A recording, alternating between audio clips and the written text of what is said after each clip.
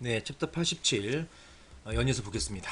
자, 기간제 근로자에 대한 차별금지 시정 절차 이 부분이 작년에 굉장히 헷갈리게끔 만들어가지고 공인노무사 시험에 쟁점을 한번 나왔었어요.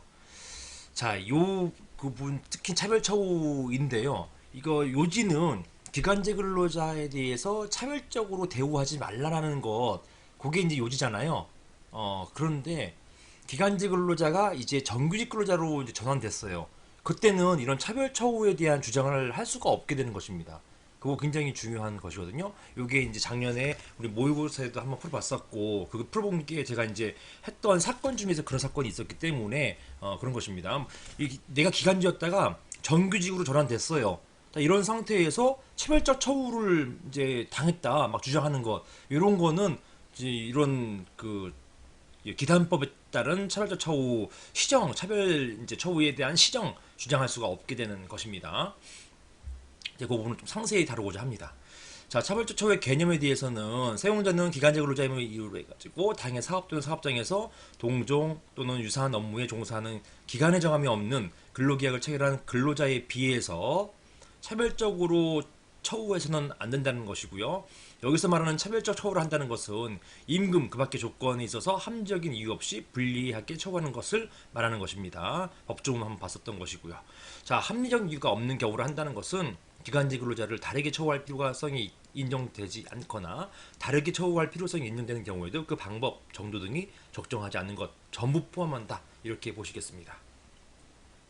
좀 애매하죠. 너무 포괄적이니까 그냥 느낌상 차별되는 것처럼 느껴진다라고 해버릴 경우도 주장할 수 있는 여지는 있는데요. 물론 지방노동위원회에서 그게 뭐 기준 없이 판단하지는 않고요. 구체적인 금액이나 또 여러 가지 정황들 상세하게 따져본 다음에 차별이 있었는지 여부를 이제 산정하게 되는 것입니다. 게다가 차별 처우에 대해서 입증 책임 문제는 다 사용자한테 전환되어 있어요. 그래서 일단은 사용 차별 시정이 이제 청구될 경우에는요, 여기에 대해서 사용자가 제대로 입증하지 않으면은 패소될 하여튼 질 확률이 굉장히 높습니다. 이런 차별적 처우의 판단 요건은요, 먼저 첫 번째 비교 대상 확정되어야 되는 것이고요. 두 번째 임금 그 밖의 근로 조건에 대한 차별이 이제 있어야 되는 것이고, 그리고 차별에 대해서 합리적인 이유가 있어야 된다는 것이고, 이런 합리성에 대해서는 사용자가 입증해야 된다라는 것입니다. 자, 먼저 비교 대상 확정하는 게 중요해요. 비교 대상자가 존재할 경우에는 비교 대상 존재, 즉 그 기간제 근로자하고 동일한 업무를 하는 사람이 정규직이 있어야 되는 것이에요. 그러니까 정규직은 여러 가지 보임금 기타 근로 조건이 이제 더 나은데 거기에 일을 하는 건 똑같음에도 불구하고 기간제 근로자에 있어서는 임금 등이 더 적다, 이런 경우에 차별이 생기는 것이죠. 만약에 이렇게 비교 대상 근로자가 존재하지 않는다면 차별 자체가 존재할 수 없기 때문에 먼저 비교 대상자가 확정되어야 되는 것입니다. 이런 비교 대상 근로자는 차별적 처우를 주장하는 기간제 근로자와 동종 또는 유사한 업무에 종사할 것을 요구하는 것이고요. 반드시 똑같은 업무에 종사하는 건 아니에요. 동종 또는 유사한 업무인지 여부는 근로자가 실제 수행하여 온 업무를 기준으로 판단하게 되는 것입니다. 만약에 다수 차이가 있다 하더라도 주된 업무의 내용에 본질적인 차이가 없다고 한다면 이것은 동종 유사한 업무로 보게 되는 것입니다.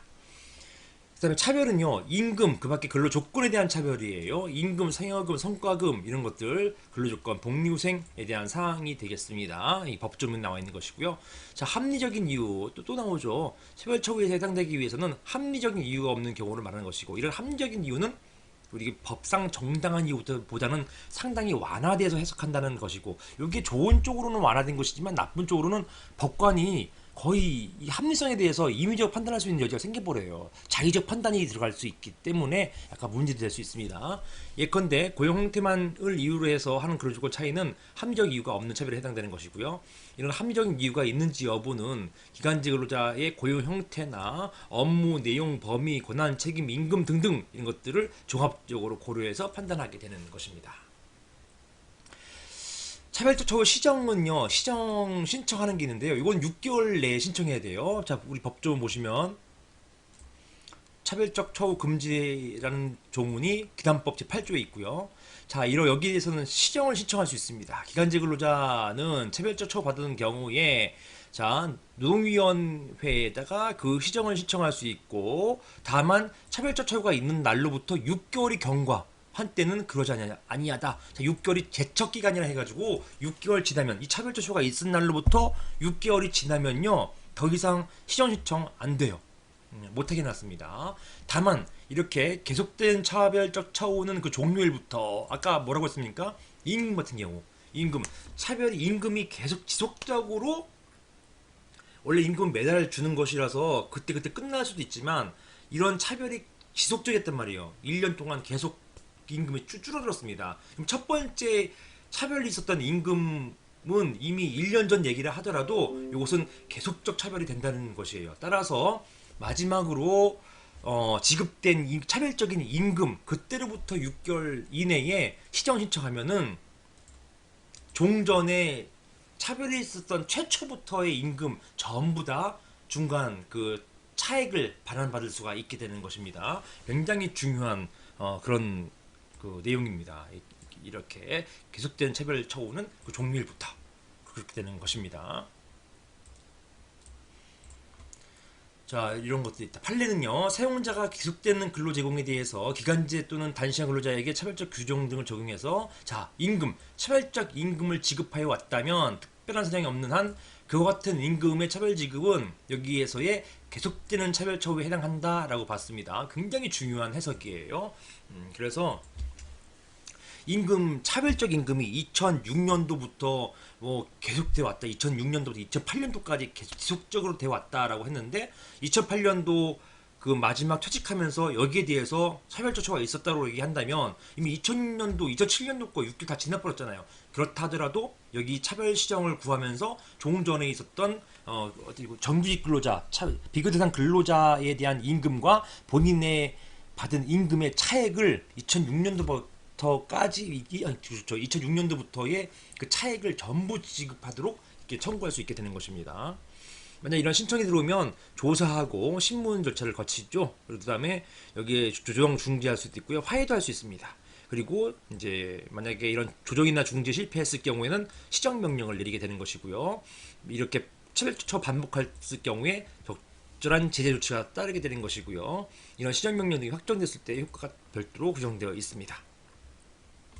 법조문도 다 있는 것이죠. 시정 명령, 이행상황 등을 제출하도록 요구할 수 있는 것이고, 사용자에게 그 다음에 고용노동부 장관의 차별처우 시정 요구, 직접 고용노동부 장관이 차별처우에 대해서 시정 요구할 수 있는 법조문, 강력한 경우죠. 이런 경우들도 규정되어 있습니다.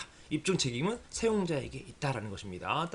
따라서 사용자는 차별적 처우의 불존재 또는 그러한 처우가 합리적 이유에 근거한 것임을 직접적으로 본인이 스스로 증명해야 되는 것이고요.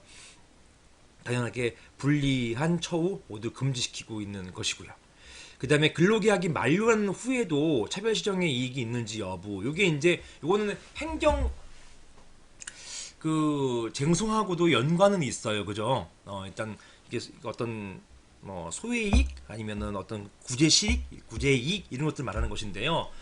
보통 차별 근로계약이 만료됐음에도 불구하고 이제 더 이상은 차별이 있을 수 없잖아요. 그럼에도 불구하고 시정의 이익이 있느냐에 대해서 자, 차별 시정은 뭐예요?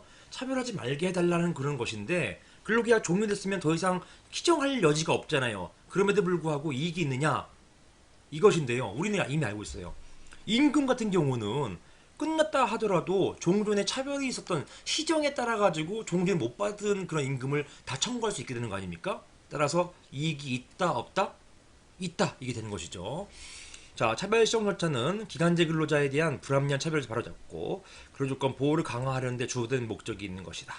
따라서 기간제 근로자 지위를 회복하거나 근로계약 기간 자체를 보장하기 위한 것은 아니기 때문에 근로계약 기간 만료 여부는 차별적 처우 시정과는 직접적 관련이 없다라는 것입니다. 한편 차별적 처우의 시정 신청에 따라서 바라는 노동위원회 시정 명령 내용 중 하나로 들고 있는 금전보상 명령이나 배상 명령은 과거에 있었던 차별적 처우의 결과로 남아있는 불이익을 금전적으로 전부하기 위한 것이기 때문에 결론적으로 차별 시정은 그 성질상 근로계약 기간 만료 후에도 바랄 수 있게 되는 것입니다. 자, 그 다음에 요거죠. 이거 이제 작년에 공인노무사 시험에 유사한 게 나왔었던 거잖아요. 정규직 절연된 자에 대한 기단법 적용 여부. 자, 결론적으로 안 돼요. 문제점. 기간제 근로자였다가 정규직으로 전환된 근로자가 기존 정규직 근로자들과 차별이 있다면서 기단법상의 차별 시정을 신청할 수 있는지 여부가 문제되는 것입니다. 검토 보시면 기단법은 기간제 근로자 및 단시간 근로자에 대한 불합리한 차별을 시정하고 기간제 근로자 및 단시간 근로자의 근로보호를 강화함으로써 노동시장의 건전한 발전을 이바지함을 목적으로 하는 것이기 때문에 이제 1조에서 적은 거예요. 이러한 기단법의 적용 대상은 현재 기간제 근로자 또는 단시간 근로자인 것이지, 또는 기간제 근로자, 단시간 근로자에서 퇴직한 사람을 말하는 것이지, 기간제 근로자에서 정규직 근로자로 전환된 자에게까지 이러한 기단법이 적용될 수는 없다. 요것입니다. 이거 정리하고 가셔야겠습니다. 여기까지 보겠습니다. 판례 한번 쭉 읽어보시면, 판례가 많죠. 판례 한번 쭉 정리해서 읽어보시면 되겠습니다. 여기까지 보겠습니다.